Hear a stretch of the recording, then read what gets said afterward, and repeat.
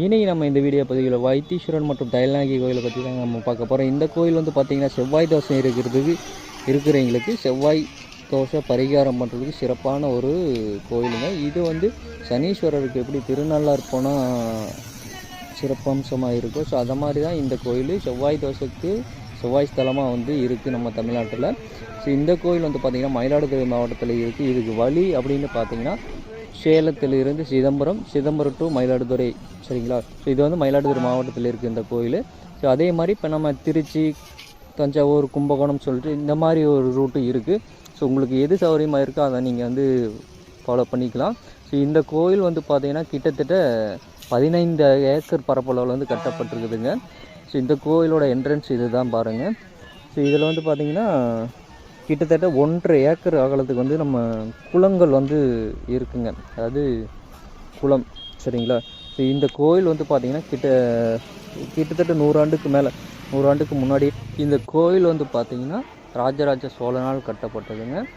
So இந்த கோயிலுக்குள்ள சிறப்புன்னு வந்து பார்த்திங்கன்னா தையல் நாயகி மற்றும் வைத்தீஸ்வரர், செவ்வாய், அதாவது ஒரு தொழில் வந்து உங்களுக்கு சிறப்பாக இருக்கணும் அப்படின்னு பார்த்திங்கன்னா செவ்வாய் கிரகத்தை வந்து நம்ம வழிபடணுங்க. அங்காரகன்னு சொல்லப்படக்கூடிய செவ்வாயை வந்து நம்ம வழிபடணும். அந்த விஷயத்தில் வந்து இந்த கோயில் தளத்தில் வந்து பார்த்திங்கன்னா செவ்வாய் வந்து ரொம்ப சிறப்பாக இருக்குங்க. குறிப்பாக இந்த கோயிலுக்கு வந்து பார்த்திங்கன்னா எல்லா வாரக்கிழமைகளையும் செவ்வாய்க்கிழமை வந்து பார்த்திங்கன்னா மக்கள் கூட்டம் வந்து பொதுவாக அதிகமாகவே இருக்கும். ஏன்னா செவ்வாய் தோஷம் வந்து பரிகார பூஜை பண்ணுறீங்களா செவ்வாய்க்கிழமையில் வந்து பண்ணுவாங்க. மற்றபடி வந்து பார்த்திங்கன்னா இந்த கோயிலுக்கு பூஜைகள்லாம் சித்திரை மாதம், பங்குனி மாதம், கார்த்திகை மாதம் இதெல்லாம் வந்து பார்த்திங்கன்னா ரொம்ப மக்கள் வந்து எப்படி ஒரு பழனி கோயிலுக்கு வந்து பார்த்திங்கன்னா தைப்பூசம் திருவிழாங்கிற மாதிரி. ஸோ இந்த மாதிரி இந்த 3 மாதங்களும் இந்த கோயிலுக்கு வந்து ரொம்ப சிறப்பான மாதம். இந்த கோயிலில் வந்து பார்த்திங்கன்னா 3 ராஜகோபுரங்கள் இருக்குதுங்க. ஸோ அது மட்டும் இல்லாமல் ஒரு யானையும் உள்ளே இருக்குது.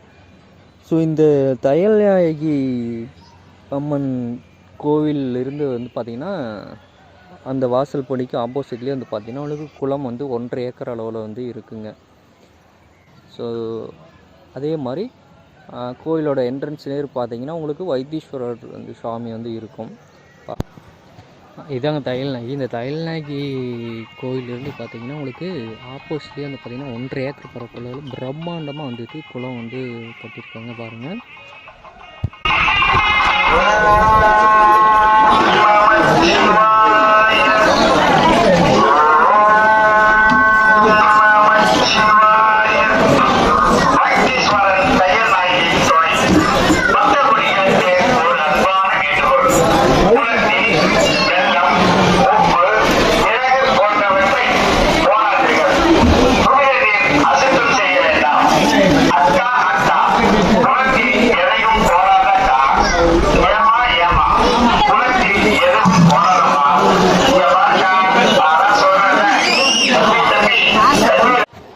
இந்த கோயிலுக்கு வந்து பூஜை நடைபெறக்கூடிய டைம் வந்து பார்த்திங்கன்னா எல்லா கிழமைகள்லேயுமே வந்து திறந்து இருக்குங்க இந்த கோயில்.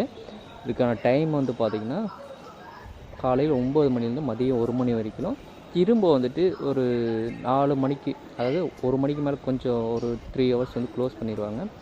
திரும்ப வந்துட்டு 4 மணிலேருந்து திரும்ப ஒரு 8 மணி வரைக்கும், அதாவது மாலை டைமில் வந்து பார்த்திங்கன்னா சாயந்தரம் ஒரு 4 மணிலேருந்து இரவு ஒரு 8 மணி வரைக்கும் அந்த ஒரு பூஜை டைம் வந்து இருக்குங்க. இந்த கோயிலை வந்து முழுக்க வந்து நம்ம கோயிலை சுற்றி வந்து நம்ம வீடியோ பண்ணியிருக்கோம். ஸோ பார்க்க விருப்பறவங்க பாருங்கள்.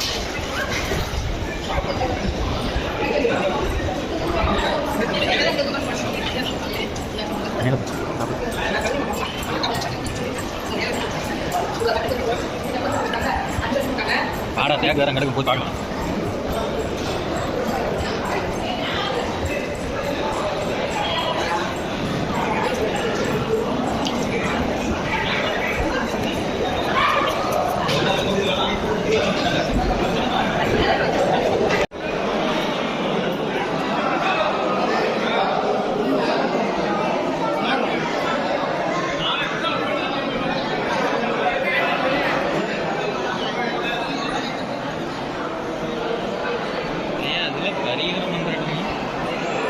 தெரியலையே.